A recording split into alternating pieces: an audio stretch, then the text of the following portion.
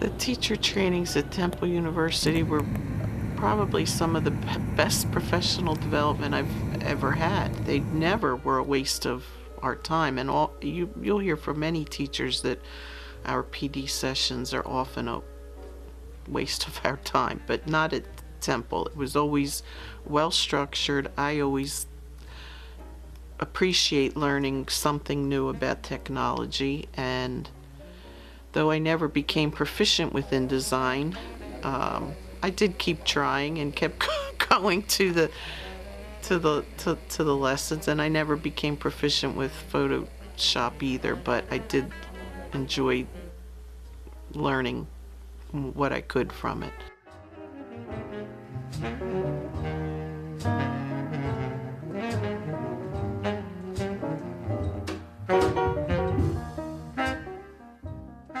I remember that every year at the event, Asil Moore would watch these students that he didn't know on a personal level, and you could just see the pride beaming from him as he listened to their stories and watched them on stage.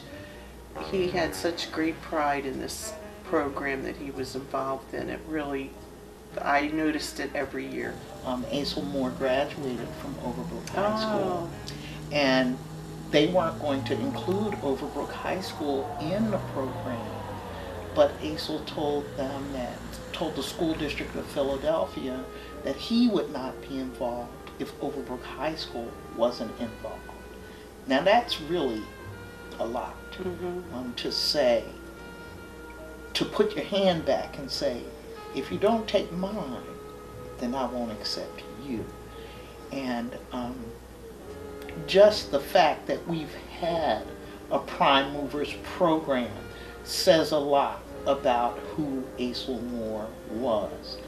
I was going to say that's what I saw too. I mean, he would just sit on stage like a proud peacock, like they were all his children. You know, and he didn't know their names. Right. But he took each one of them as if they were his own. And because my students knew that he was a graduate of Overbrook High School, they would say, "Oh, I'm going to be the MC next year. I'm going to be the MC." And he shook each one's hand. Yes. And were you there the year when he finally ended up in a wheelchair? Yes. And he couldn't do that. You could see he was so sorrowful then, but the closing program was good, and it also allowed the young people to talk amongst each other. Yes. Outside of an athletic game, because that's what the school district likes. Let's play sports. They have plenty of money for that. I have another little girl that, well, it's a few years ago now, that used to love to write me stories. They always needed a lot of editing, but we would get them published. And I had asked her to write something to speak about at the ending ceremony. And she told this most beautiful story that I didn't even know about coming here from, I wanted to say Libya. And how she was told, you know, she had this passion for writing, and everybody told her, you can't write, you can barely speak the language. And everybody put her down. And she found her schoolwork often hard, but then she would come to me after school and just pour her heart into these stories. And when I asked her to write a speech for the ceremony, I couldn't believe that she told this whole story about always being put down about her language skills. She had the audience in tears just by the time she was done reading the paper that she wrote about her story. I remember this one young fella, Max, who begged me to let him speak at the closing ceremony. And I wasn't sure he was the right person for it. He tended to be a class clown, and I kept saying to him, this is a very professional event, there's famous news people there, the Temple professors, and he kept saying, please let me do this. And so I made him write a speech that I could review, and we talked about it, and I said to him, whatever you do, do not get up there and sing, because he couldn't walk into my classroom without singing a song and disrupting the whole class everywhere, everything he did. Don't you know he gets up there and starts singing this Reading Rainbow song? And the entire audience loved it and started singing with him. As I'm back there cringing, oh no, he did it, he did it. But people still talk to me about him and how he got that whole crowd singing that Reading Rainbow song. So I learned from him too, as much as I thought he was just a class clown and maybe shouldn't be up there speaking to a large and professional crowd. He endeared himself to them, and he did a great job. And the defunding of this program, how shameful that is. Shameful. It's shameful because we are professionals, and we are not less than professionals if we choose not to do a sport or sponsor a sport. So that's something. And you were talking about how they defunded this program, and it's a what kind of program?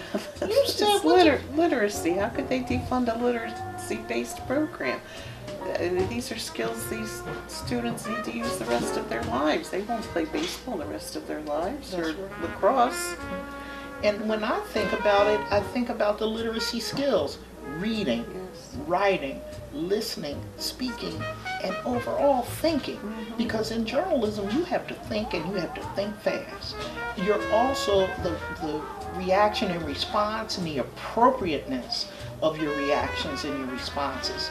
That listening, because when I listen to you say something, another question may come out of what it is you said. Sure. So I have to quickly think about formulating another question to dig deeper. Right, and then editing their work depending on who their audience is. They're all skills that they're going to use the rest of their lives. But nobody has money for But there's that. no money for it. Very sad. Very sad.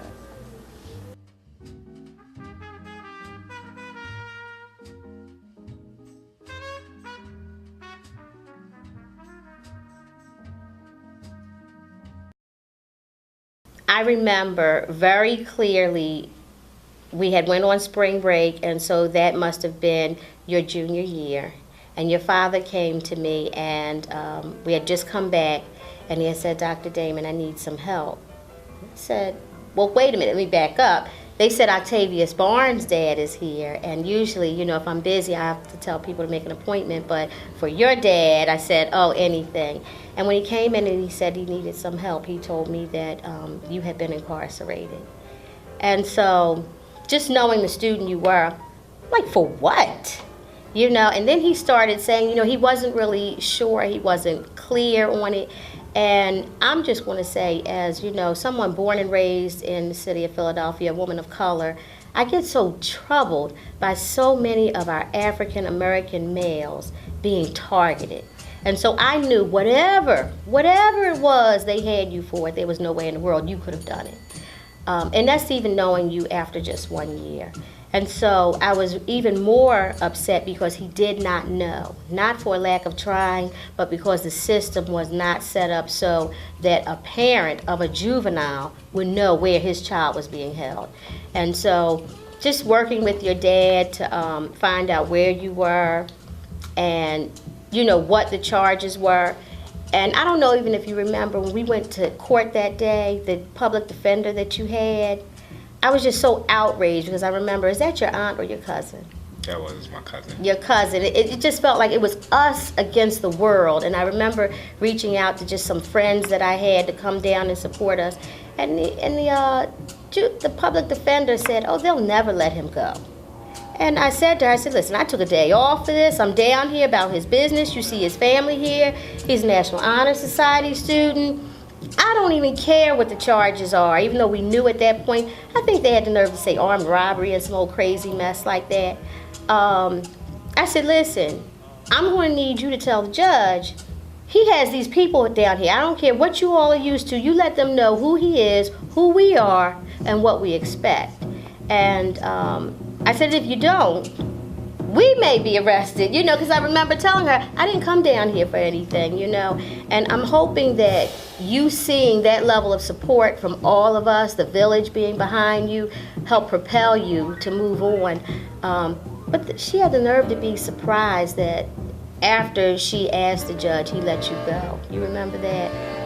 And, you know, then the school district policy is that students that come from incarceration have to go to the neighborhood school. And I remember clearly going down to the school district, you know, as a new principal. I'm saying, listen, this student here, I don't want him to go anywhere but back to Dobbins because he belongs to us.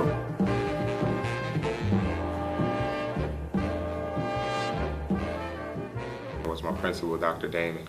She had asked me what I was doing for the summer, and I didn't have an answer to give her, and that was unacceptable to her. So she sort of, I don't know, she forced me to join this program because she knew I liked writing and she wanted to see where it would take me. As far as the program, I remember the program, we had I remember having a lot of lectures, and they were cool, and I made a lot of new friends from different high schools. So that was cool too. We had a lot of opportunities. We interviewed people, just multiple trips around town. I mean, I got really familiar with downtown, so that was a good thing because I wasn't used to being downtown. I was the type of kid, I liked to go downtown, but I didn't really dwell down there too much. I remember a couple people from the program. I remember Dave, I remember Reggie, I remember Kanae. Kanae actually went on to Howard with me, so we're actually still pretty close. Reggie and Dave, they were basically my two best friends during the program. We used to hang together all the time. I mean, there was one time we had lunch, and instead of eating lunch, we actually took a trip to a basketball court to play basketball instead, and then we just came back. We spent so much time together, and when it ended, it was over, it's like the friendship sort of ended because we knew we had to go our separate ways. Dave went to Kutztown, and Reggie, I lost touch with him. He followed me on Twitter, but that's all I can remember. Taught me a lot because being in that program was the reason I declared for the major that I declared for, because originally I was going to go in undecided.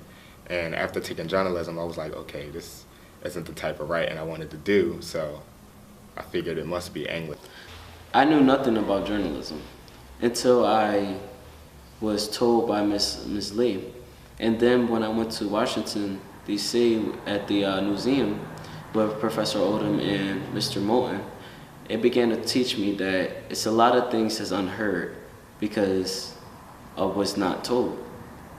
And because of journalism, it made me have an obligation to write about somebody else's story. So my first job was working in a barbershop and just sweeping. My second job was journalism. And that was one of the greatest jobs I ever did, because not just pay, because money don't buy the world, but the experience does. Because the experience I went through at that time, it was great. It taught me how to use a camera, taught me the significance of how someone can be persuaded into an article, and what information can you give off by just writing. I was the only boy in the house, and only have two sisters. So everyone believes that you're supposed to be the man of the house, you're supposed to be strong for your sisters and protect your sisters. I wasn't strong enough for my sisters or for myself. But through time, I became strong because I prayed and I prayed and I prayed. And it taught me how to become stronger. On February 27, 2012, I was walking with my friends, and I was scared. My friend told me, hey, don't talk, don't say nothing, just keep walking. Walk down the street. Hey, what you looking at? One of the people that jumped me says. And I said, I'm not looking at nobody, I'm not doing nothing. He said, "Oh, you looked at me funny. Why you moving your eyebrows?" Started interrogating me. And I looked at the person that's interrogating me, then I looked behind. Next thing you know, it was 4 people coming up. I looked at the person that was interrogating me again, and he kept asking me, "Where am I from? Where am I from?" I said, I'm from down the street. "We're from down the street." He kept asking me the same question. Turned my head, next thing you know, somebody come behind me and punched me in the back of my head. I was down for 5 seconds, I got up, I started running for my life, and on the way home, I was becoming blind. So next thing you know, a week later, I went to my cousin's house, and it was a group of men. They said, "Hey, I heard you got drunk." I said, "Yes, sir, I did." And one of them was a Sifu. Sifu means master or expert or dad. And he began to teach me Wing Chun. Wing Chun was created by a woman, and it has only one technique, and that's center line. From that moment, it taught me not how to fight, but to know when to fight. And throughout time, I began to really coordinate how do you interact with a conflict that's going to happen, by being able to identify the person before they walk up to you, by knowing when to throw the punch and when not to throw the punch, how to carry yourself and not to be cocky in the same way. And then I went on to Hanhook Musu, which is Korean karate, and that's located at Germantown Corinthian Baptist Church, right across the street. It's a recreation center. I've been there ever since 2013, all the way until the present day.